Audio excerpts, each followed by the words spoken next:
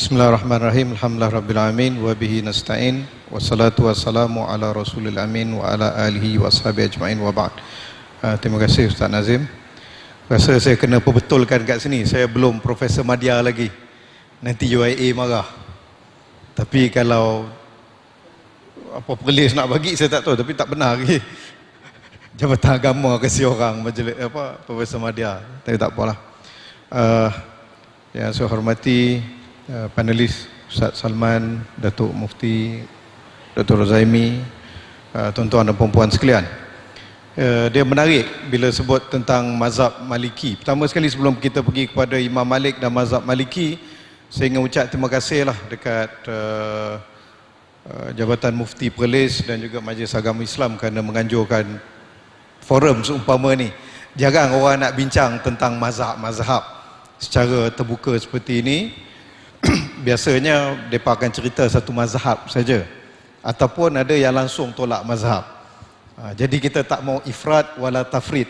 Kita tak mau tolak mazhab dan juga tak mau taksub kepada mazhab-mazhab.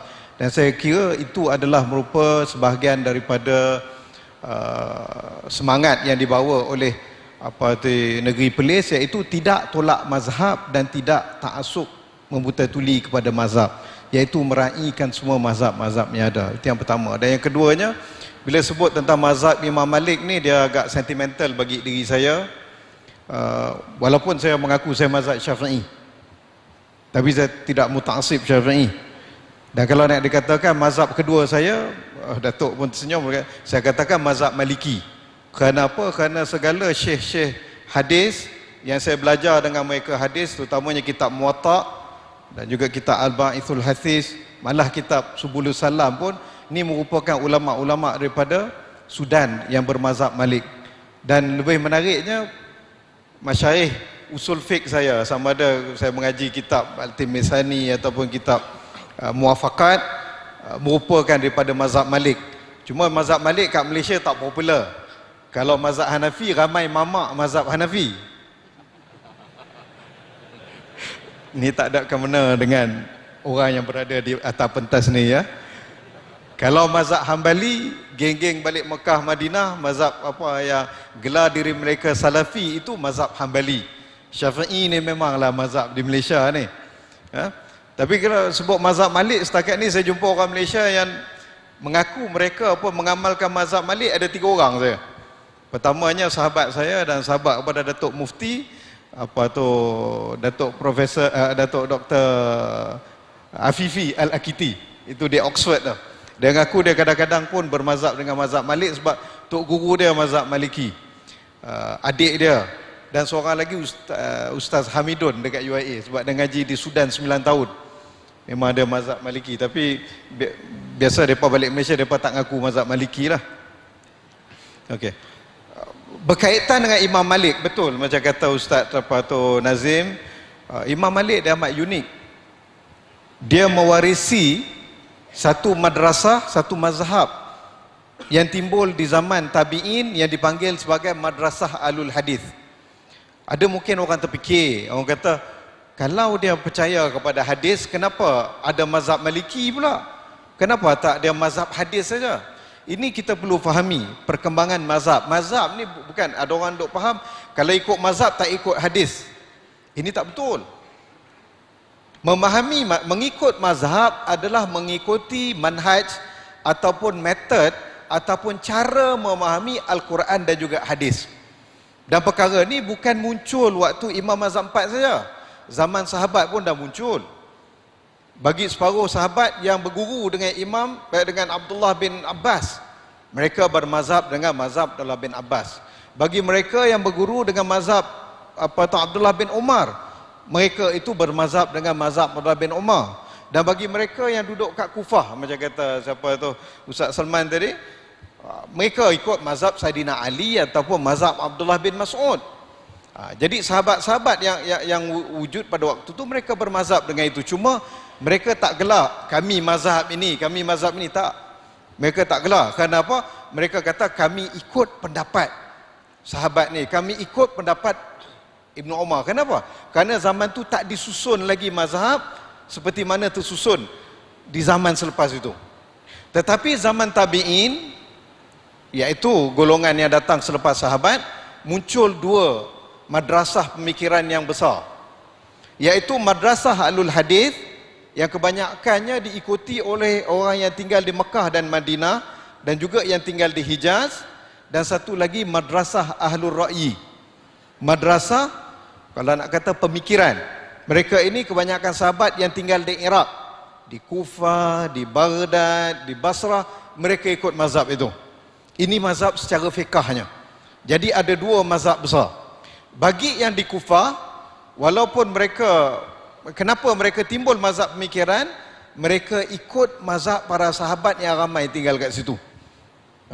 Kenapa? Kerana mereka bukanlah mereka ikut pemikiran, tak ikut Quran dan hadis, tidak. Tetapi mereka berhadapan dengan keadaan yang berbeza dengan keadaan di Hijaz, berbeza dengan keadaan di Mekah dan Madinah. Munculnya pihak-pihak yang bawa hadis palsu, munculnya peristiwa-peristiwa ataupun adat-adat yang baru yang tak ada dekat Mekah dan Madinah. Jadi ini memaksa mereka untuk mengeluarkan ijtihad-ijtihad yang baru. Bukan kata mereka tak cukup hadis, mereka tak ada hadis, mereka ada hadis. Cuma bila mereka berhadapan dengan suasana yang baru, mereka terpaksa berijtihad lebih. Bagi pihak di di Hijaz, mereka berpegang kepada madrasah Ahlul Hadis. Kenapa? Kerana pertamanya ramai sahabat-sahabat yang tak pindah duduk kat situ, dan mereka pula banyak hadis-hadis yang mereka nakkan ada boleh dapat, dan tak banyak adat-adat dan perubahan-perubahan sosio budaya yang berlaku. Jadi mereka cukup apa yang ada. Malah kalau dilihat kepada amalan ahli Madinah, tak banyak benda baru yang berlaku. Sebab itu Imam Malik, antara pegangan beliau selepas Al-Quran dan juga hadis, Imam Malik terus letakkan ijma' Ahlul Madinah ataupun amal Ahlul Madinah. Kenapa? Kerana apa yang berlaku di Madinah di waktu zaman Imam Malik tak banyak berubah daripada apa yang berlaku daripada zaman Nabi. Jadi berlaku dua mazhab besar, sehinggalah Imam Malik dikenali sebagai Imam Ahlul Hadis, diwarisi daripada tabi'in, dan Imam Abu Hanifah meneruskan madrasah pemikiran Ahlul Ra'yi, digelar sebagai Imam Ahlul Ra'yi. Jadi Imam Malik pula yang kita lihat berguru dengan betul dengan imam yang besar-besar dalam mazhab hadis, seperti Imam Zuhri, seperti juga Rabi'ah Ar-Ra'i, dan juga dengan Nafi' yang juga merupakan anak murid kepada Ibnu Abdullah Ibnu Umar. Jadi ulama-ulama hadis ini, sahabat-sahabat dan tabi'in yang hadis itu merupakan tok guru kepada Imam Malik, dan Imam Malik sendiri tidak keluar daripada Madinah untuk menuntut ilmu dan cukup mengada kat situ. Sehingga kan apabila Khalifah Al-Mansur tawarkan kepada Imam Malik untuk pindah duduk di Baghdad jadi penasihat khalifah, Imam Malik tak mau. Dan dia tawarkan, ada cerita dia kena fitnah. Imam Malik ni kena fitnah dengan anak menakan khalifah sendiri, yang pada waktu tu Ja'far merupakan governor Madinah, yang paksa orang semua bagi bai'ah kepada khalifah. Imam Malik tak mau. Imam Malik waktu tu muda aja, 25 tahun. Dia tak setuju. Dan akhir tak setuju, governor tadi telah tangkap dia dan siksa dia. Ini biasalah, kadang terlebih lajak dari laju kan. Kaki bodek ni ramai, terutama kaki bodek pihak penguasa. Jadi dia telah fitnah dan telah menyebabkan Imam Malik kena siksa. Dan bila khalifah dapat tahu Al-Mansur, khalifah telah suruh dia dibebaskan dan marah dekat Ja'far tadi. Dan kemudian Imam Malik telah ditawarkan oleh khalifah untuk berhijrah jadi penasihat khalifah. Imam Malik tak mau. Dia tak mau. Kenapa? Dia tradisinya dia tidak mau tinggalkan Madinah kecuali untuk buat haji saja. Jadi sebagai balasannya, Al-Mansur bagi ganti rugi dan minta pada Imam Malik untuk tuliskan satu kitab jadi panduan kepada khalifah. Imam Malik pun tak mau. Dia tak, satu Imam Malik ni dia ada izzah terhadap penguasa. Dengan Al-Mansur pun buat gitu, dengan Khalifah Harun Ar-Rashid pun dia buat lagu yang sama. Dia dipanggil untuk datang ke Baghdad, dia tak mau. Dia kata ilmu tu kena didatangi, bukannya ilmu tu pi kat hang kan. Jadi itu ketegasan Imam Malik. ditawarkan buat buku, dia tak mau juga kalau arahan daripada khalifah. Tapi khalifah terpaksa buat, cakap pujuk dia, kata Imam Malik, dia kata kalau kau tak buat buku panduan bagi aku, siapa lagi aku nak dapatkan panduan. Jadi hasil daripada itu, Imam Malik tulis kitab hadis yang namanya Kitab Al-Muwatta. Kitab Al-Muwatta yang merupakan karya agung Imam Malik, ya Imam Syafi'i sendiri telah puji di zamannya itu. Dia katakan, ma zahara ala wajhil ard kitabun asahun ba'da kitabillah min kitabi Malik. Tidak ada kitab yang telah muncul di bumi, di dunia ini selepas yang lebih sahih selepas kitab Allah kecuali kitab Imam Malik di zaman itu, menurut penilaian Imam Syafi'i. Dan kata-kata itu telah dipersetujui oleh Imam Ibn Taymiyah dan mengatakan betul lah kata Imam Syafi'i. Tapi yang penting dekat situ, dah habis waktu belum? Rasa macam dah. Okey. Pendek kata Imam Malik ni kehebatannya pada kitab hadis itu dan juga penegasan beliau terhadap kitab Amal Ahli Madinah, dan lagi penting lagi ialah tumpuan Imam Malik kepada berhujah dengan maslahah yang akan tercerna dengan mazhab Imam Malik dan diikuti oleh imam-imam di dalam mazhab Malik selepas itu. Dan kita sebut tentang mazhab Imam Malik, dia kebanyakan mazhab Imam Malik pada hari ini kalau kita lihat lebih kepada sahabat-sahabat kita yang berada di pada Afrika dan juga yang berada di Timur Afrika lah.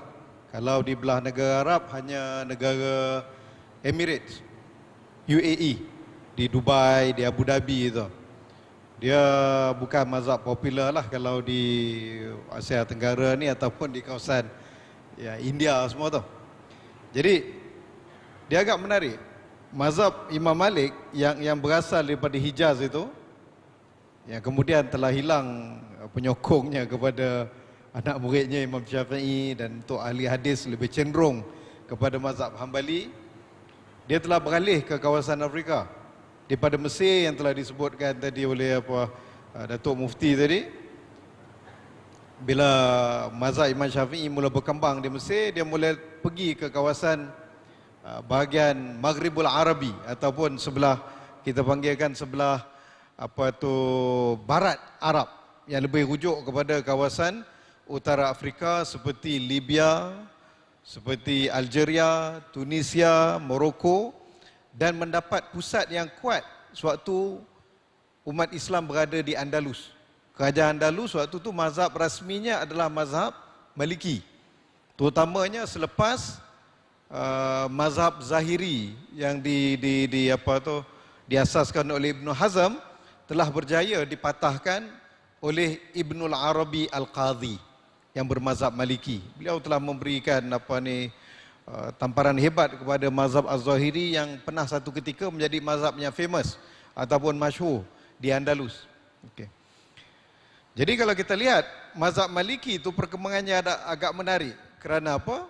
Kalau Imam Malik, buku beliau yang menjadi rujukan kepada mazhab Maliki ada dua. Pertamanya kitab Muwatta yang kita telah sebutkan tadi dan dibincangkan oleh para ulama adalah, adakah kitab Muwatta ini kitab hadis mata-matakah ataupun dia kitab hadis dan juga kitab fiqah. Tadi Ibnul Juzi yang bandingkan kitab Musnad Imam Ahmad dengan kitab Malik, tapi satu perkara yang tak ada dalam kitab Musnad yang Ibnul Juzi tak sebut, yang ada dalam kitab Muwatta ialah silsilah Zahabiyah yang ada dalam kitab Al-Muwatta, iaitu dia punya sanad direct pada Rasulullah SAW, daripada Malik, daripada Nafi', daripada Ibnu Umar kepada Rasulullah SAW. Itu memang direct yang tak ada dalam kitab Musnad. Kat situ kekuatan antara kitab Malik. Yang pertama. Dan yang keduanya, kitab Muwatta ini dihimpunkan juga fatwa-fatwa sahabat dan fatwa-fatwa tabi'in yang dibincangkan. Kadang-kadang ada di kalangan tabi'in tu direct terus kepada Rasulullah SAW, terutamanya dalam riwayat-riwayat daripada Sa'id bin Musayyib, dan juga ramai lagi syekh kepada Imam Malik yang ada direct kat situ. Yang mungkin ada orang bincangkan ni mursal tak mursal, tetapi bagi Imam Malik, oleh kerana dia berguru direct kepada tabi'in ini, dia letakkan sikoh bahawa tabi'in ini langsung pergi kepada Rasulullah SAW walaupun tanpa disebut sahabat. Okey, tak apa, itu kitab Muwatta. Jadi ada dalam mazhab Malik, dia kata ini kitab Muwatta ni bukan hanya kitab hadis tetapi juga kitab fiqh. Yang dekat situ hanya orang yang memahami dan berguru dengan Imam Malik dapat faham kenapa ada kitab fiqh. Ada satu tradisi berguru dengan Imam Malik ni, dia menarik. Hatta mazhab Malik sampai hari ni, saya hanya perasan bila kita berguru dengan orang mazhab Malik, tok-tok guru mazhab Malik, bila kita baca kitab Muwatta ataupun mengajarkan kitab fiqh, tangan dia macam akan mengajar macam gini. Saya ingat kan depa sengaja kelaku depa lah orang Sudan kan. Tapi bila nak ini semua Tok Syekh Malik gitu, rupa-rupanya itu tradisi yang mereka riwayatkan. Imam Malik mengajar macam gitu tangannya, diwarisi sampai hari ini. Jadi bila melihat kepada kitab Muwatta begitu juga, mereka tidak melihat kepada hadis, kepada kitab Muwatta itu saja. Bila kita mengaji kitab Muwatta berdasarkan tradisi Imam Malik, rupanya di situ ada beberapa manhaj Imam Malik dalam fiqh yang beliau bawa kat situ. Dan kitab kedua Imam Malik yang agak terkenal ialah kitab apa? Al-Mudawwanah. Yang dekat situ memang ada kumpulkan fatwa-fatwa Imam Malik berkaitan fikih yang diriwayatkan oleh anak murid yang pelbagai, Al-Qasim, Sahnun dan sebagainya. Mereka semua mencarahkan dan juga mengumpul dengan riwayat yang berbeza. Cuma bila pergi kepada mazhab Imam Malik, dia menjadi terkenal bukan melalui kitab Muwatta dan juga kitab Mudawwanah ini, tetapi dia terkenal dengan penulisan-penulisan imam-imam mazhab Maliki yang berada dekat Andalus ataupun yang berada di Maghribul Arabi ataupun berada di kawasan-kawasan Afrika Utara tadi. Sebab itu kita lihat antara kitab mazhab Maliki yang paling terkenal dan digunakan oleh ramai orang adalah kitab Bidayatul Mujtahid wa Nihayatul Muqtasid yang ditulis oleh Ibn Rushd Al-Hafid, yang merupakan seorang faqih dan seorang ahli falsafah. Satu keistimewaan mazhab Maliki, bila dia sampai ke Andalus, bila dia sampai ke utara Afrika, kebanyakan ulama dalam mazhab Imam Malik ini boleh menggabung jalinkan di antara ilmu falsafah dan juga mazhab Maliki. Sebab itu ramai di kalangan ahli falsafah mazhab Maliki itu, ahli falsafah di kawasan Maghribul Arabi dan Andalus merupakan juga imam dalam mazhab Maliki.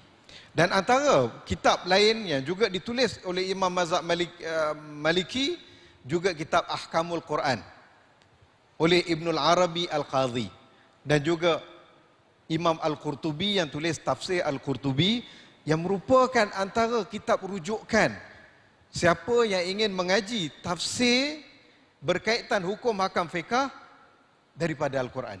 Kita lihat kitab tafsir banyak kan, kitab tafsir Ibn Kathir, At-Tabari yang merupakan kitab maksur, tetapi perbincangan berkaitan fiqh banyaknya ditulis di dalam mazhab Malik yang kita sebutkan tadi, Ahkamul Quran dan juga Tafsir Al-Qurtubi. Dan agak menarik lagi kalau kita lihat dalam mazhab Imam Malik, terhasilnya daripada konsep mengambil maslahah dan melihat kepada siapa ni uruf, maka terhasilnya pada hari ini ilmu yang dipanggil sebagai ilmu maqasid, maqasidus syariah. Yang pada asalnya mungkin bukan daripada mazhab Malik pun, asalnya lebih dikembangkan oleh imam-imam mazhab Syafi'i, Al-Imam Al-Juwaini contohnya, dan diperkembangkan oleh Imam Al-Ghazali dalam kitabnya Al-Mustasfa, Ibnu Abdul Aziz kan, Al-Aziz bin Abdul Salam dan Ibnu Daqiq Al-Aid. Mereka memperkembangkan maqasid syariah, tetapi dia menjadi terkenal apabila Al-Imam Syatibi tulis kitabnya Al-Muwafaqat dengan menggabung jalinkan manhaj Imam Malik dengan manhaj Imam Abu Hanifah. Dia gabung dua tu, tetapi menjadi lebih terkenal selepas itu di kalangan ulama-ulama Maliki pada kurun ke-19 dan kurun ke-20, seperti Ibn Badis, seperti Ibn Ashur terutamanya, dan lain-lain lagi. Satu keistimewaan tentang mazhab Imam Malik ini, ketika ini satu perkara yang baru ni saya berbincang dengan separuh sahabat-sahabat kita yang begitu radikal, dan dengan mudah dia kata ini segala teori hukum hakam sistem ini daripada kafir. Kita berpegang dengan hukum hakam Islam. Cuma saya tanya pada dia, tahu tak kita undang-undang Perancis yang hari ini yang dipanggil sebagai civil law. Dia kalau undang-undang Inggeris dia panggil common law. Undang-undang Perancis dia panggil civil law yang terbentuk banyaknya di waktu zaman Napoleon ataupun selepas Napoleon, kan? Itu dibentuk berdasarkan manhaj Imam Malik. Apabila Napoleon ambil mazhab buku-buku mazhab Maliki, bawa pergi Perancis dan diterjemahkan ke bahasa Perancis, terutamanya kitab Muwatta yang merupakan kitab hadis pertama diterjemahkan ke bahasa Perancis. Dan daripada roh mazhab Maliki itu, manhaj mazhab Maliki, maka dijadikan kepada undang-undang Perancis. Begitu juga kalau kita nak lihat kadang-kadang bila orang cakap ini orang putih ni pandangan kafir, pandangan sistem. Sebab tu Malik bin Nabi, salah seorang daripada pemikir Algeria, juga mazhab Maliki, bila dia katakan isu demokrasi contohnya, isu demokrasi ni lahirnya daripada rahim Islam, ya? Tetapi berkembang dan membesar dekat barat, dan bila datang balik ke tempat Islam kita panggil dia kafir. Ataupun separuh katakan benihnya daripada umat Islam ditanam berkembang kat barat, bawa balik ke tempat Islam, dia tak mau terima benda tu. Walhal asalnya, sebab orang barat ni asal dia zaman kegelapan Eropah, mana ada apa-apa. Mereka banyak belajar daripada negara Islam, daripada manhaj, sampaikan dalam agama Yahudi sendiri pun hari ini teknik belajar akidah dalam agama Yahudi, banyak mereka terpengaruh dengan ilmu kalam yang dipopularkan oleh umat Islam. Okey. Itu antara kelebihannya. Dan antara kelebihan dalam mazhab Maliki ini yang menarik, disebutkan oleh Imam Asy-Syatibi juga dalam kitab Muwafaqat. Satu konsep yang dibawa oleh Imam Malik, Imam Malik tak, ni bukan konsep dibawa Imam Malik, tetapi satu konsep yang mereka pelajari daripada manhaj Imam Malik dan dipopularkan oleh imam-imam dalam mazhab Maliki, ialah konsep mura'atul khilaf, meraihkan khilaf. Mereka pelajari apabila Imam Malik dia punya tawaduk, dia dalam mazhab dia kalau masuk masjid selepas waktu asar, dia tak perlu solat tahiyat masjid. Ya, dia bertentangan dengan mazhab Syafi'i lah itu. Jadi dia sekali duduk. Bila dia duduk, tiba-tiba ada seorang orang muda lah, dia katakan riwayat itu budak. Kata dia cakap kat Imam Malik, dia kata solat tahiyat masjid. Jadi Imam Malik pun bangkit solat tahiyat masjid, duduk. Anak murid dia terkejut. Dia kata, Imam Malik, kenapa solat ikut mazhab tuan tak boleh? Dia kata, aku takut bila orang suruh aku solat, aku tak mau solat. Jadi kat situ anak-anak murid Imam Malik fahamkan bahawa itu merupakan mura'atul khilaf dalam mazhab Malik, dan dibincangkan panjang lebar dalam kitab Muwafaqat Imam Syatibi. Dan saya sendiri pernah tanya dengan Tok Syekh saya lah yang mengajarkan Muwafaqat tu, dia mazhab Maliki, tanya macam mana Syekh dalam kes mu'aratul khilaf.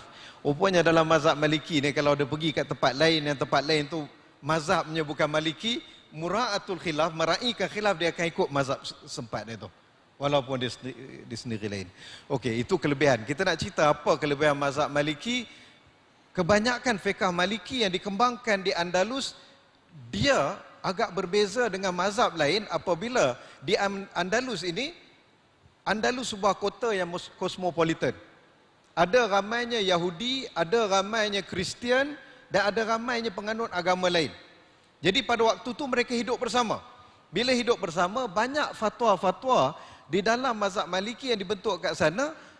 Dia banyak fatwa bagaimana nak berhubung, bagaimana nak berinteraksi dengan bukan Islam. Sebab itu kadang-kadang mazhab Maliki ni dia lebih popular kat kawasan barat.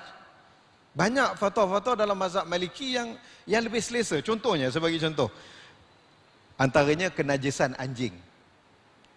Dalam mazhab Maliki, bila dia lihat hadis, dia tidak akan lihat hadis bahawa okey, hadis ni maksudnya wajib, sunat, harus, itu saja. Kalau ada suruhan dalam sebuah hadis, dia tak kata sama ada sunat ataupun harus ataupun wajib saja.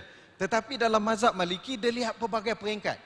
Adakah suruhan tersebut sebagai galakan, sebagai pengajaran, sebagai untuk pelbagai peringkat? Jadi dalam kes itu, bila dia lihat hadis yang berkaitan, kalau dalam Sahih Bukhari itu, jikalau lihat anjing jilat bekas kita basuh 7 kali dan sekali dengan tanah, dia kata itu tidak wajib dan itu tidak juga sunat, tetapi itu Nabi bagi sebagai galakan saja. Dan lebih ada, ialah kalau dalam mazhab Abu Hanifah langsung dia tolak kerana dia kata orang yang meriwayatkan hadis itu sendiri tak beramal Abu Hurairah. Tapi dalam mazhab Maliki dia kata itu bukanlah satu yang kata wajib dan itu tidak menjadikan jilatan anjing itu sebagai najis. Jadi kesannya apa? Kalau kita lihat berkaitan dengan anjing, yang paling ringan berhadapan dengan anjing ialah mazhab Maliki. Sebab tu kalau kita pergi ke kawasan utara Afrika, ataupun kalau kita pergi jumpa dengan kawan-kawan kita yang siapa tu bermazhab Maliki, kalau mereka belanjing itu biasa. Itu tak jadi. Sebab tu kadang saya pernah cakap lah kat sahabat-sahabat kita yang berdakwah kepada orang asli. Orang asli ni dengan anjing tak dapat dipisahkan. Bukan apa, sebab mereka hidup dengan nature. Mereka dekat dengan alam sekitar. Pernah saya pergi kat tempat orang asli, dia kata anjing perlu dia nak jaga, kalau tidak orang duk kacau, ambil masuk rumah perompak dan sebagainya. Dan ada pendakwah kita pula pergi masuk ke dalam orang asli, dia Islamkan, alhamdulillah. Lepas sebulan dia main lagi, dia tengok anjing duduk ada kat rumah kawan tu. Dia cakap dengan orang asli, kalau dah masuk Islam tak boleh bela anjing. Dia kata aku masuk Islam tapi anjing aku tak masuk Islam, dia kata. Jadi dalam kes ni saya pernah cakap lah kat pendakwa-pendakwa, kalau boleh kasih mereka mazhab Maliki lah, senang cerita. Kamu nak paksa dia ikut mazhab Syafi'i, sekarang dia lari pergi ikut Kristen lagi teruk. Mura'ah khilaf lah kat sini. Kita belajar pada mereka mura'ah khilaf, kasih mereka mazhab Maliki lah. Dan begitu juga sahabat-sahabat kita yang duduk kat luar negara, kadang-kadang masuk Islam. Bila masuk Islam, mak pak mereka masih belanjing, kan? Ataupun ialah banyak keadaan-keadaan tertentu, kasih mereka mazhab Maliki lah, senang cerita. Yang keduanya berkaitan dengan makanan. Ni sebut macam ni ramai pula nak masuk mazhab Maliki, nak belanjing. Tak, bukan. Ini mura'ah khilaf pada, atau orang Siam kat sini, kalau dia masuk Islam, kan? Dia masuk Islam tapi dia punya keluarga dok belanjing dan sebagainya. Tak usah kita nak dok beratkan gitu sampai dia tak boleh balik rumah mak dia dan sebagainya. Itu kacau tu, Islam jadi sempit. Apa salah kita kata tak apalah, kes ni ambil mazhab Maliki bab ni. Jadi tak perlulah hang balik daripada rumah mak, nak kena mandi mandi tanah pula satu badan semua. Begitu juga dengan bila makan, kan, bekas makan apa semua, dia balik. Untuk mazhab Maliki bab ni banyak memudahkan sahabat-sahabat kita yang revert, yang masuk Islam, nak berhadapan dengan keluarga mereka yang bukan Islam. Yang keduanya bab makanan. Dalam mazhab Maliki mereka berpegang selain daripada babi, selain daripada bangkai ini maksudnya binatang yang tak disembelih, itu semua tak haram, makruh. Kalau dalam mazhab Syafi'i kan kita keras sikit, yang 2 alam haram, yang ada taring haram, yang ada cengkam haram, najis depa pun dia jadi haram. Tapi dalam mazhab Maliki dia kata selain daripada babi dan selain daripada yang tak disembelih, itu halal. Dan kalau dia tanya pun, dia kata, dalam banyak benda dia kata makruh saja, dia tak sampai kata haram. Ibnu Qayyim Al-Jauziyah kata Imam Malik ni dia tawaduk, dia tak berani nak kata selain daripada diharamkan dalam Quran tu haram, tapi maksudnya haram. Tapi tak, dalam mazhab Maliki, bila kita ngaji mazhab Maliki, memang ikut mazhab Maliki dia kata benda yang diharamkan yang dalam Quran tu saja. Daman masfuhan, iaitu darah yang mengalir. Yang keduanya uhilla li ghairillahi bi, yang tak disembelih, dan juga lahma khinzir, daging babi. Selain daripada tu, sama ada dia kata makruh kerana hati kita tak suka makan, kerana tak gamak nak makan, ataupun benda tu halal. Sebab tu kalau kita pergi dekat kawasan macam Morocco dan sebagainya, mereka makan siput babi, mereka makan segala binatang 2 alam yang kita tak makan. Hanafi pula dia punya syadid, binatang bercengkerang 2 alam pun mereka tak makan, kan? Segala Tapi mereka jual dekat Pakistan. Dekat kedai mamak. Mereka tak makan tapi mereka jual apa ketam semua. Okay. Mazhab Maliki makanlah ikut suka hang. Sebab tu kalau kita pergi kat Perancis, orang Islam ni kadang dia makan katak.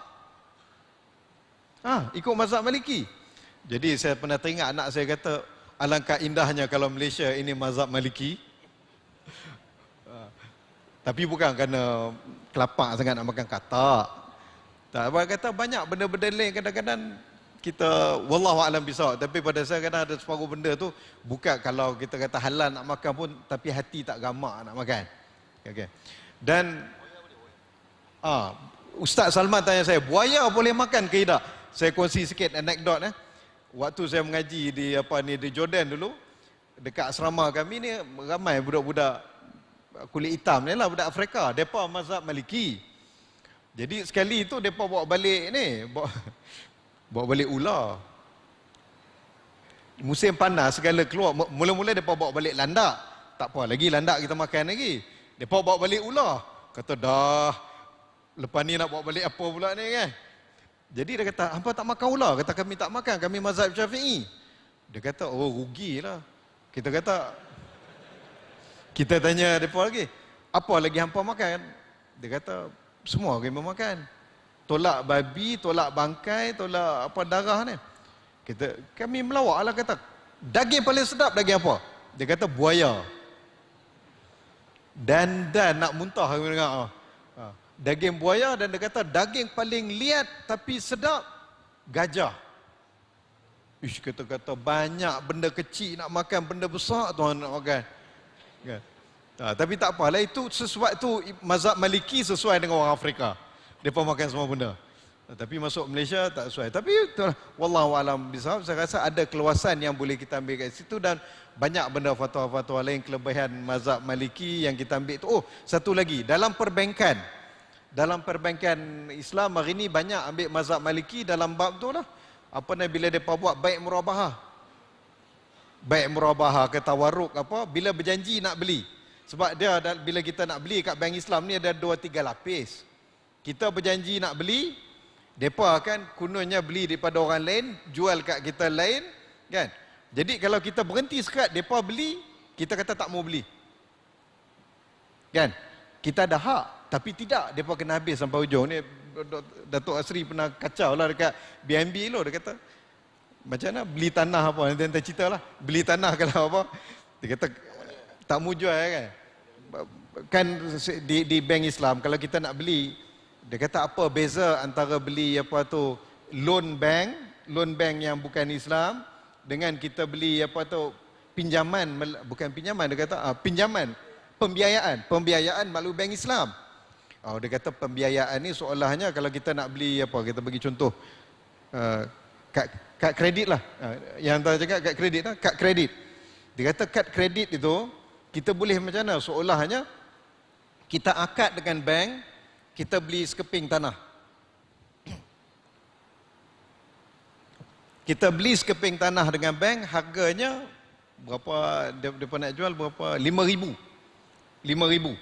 kan?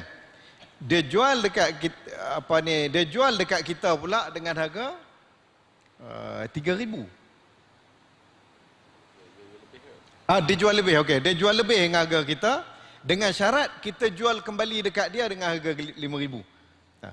Jadi kita seolah-olah bila kita pakai kad tu, kita sudah letakkan deposit kita kat bank dengan harga yang 5,000 itu.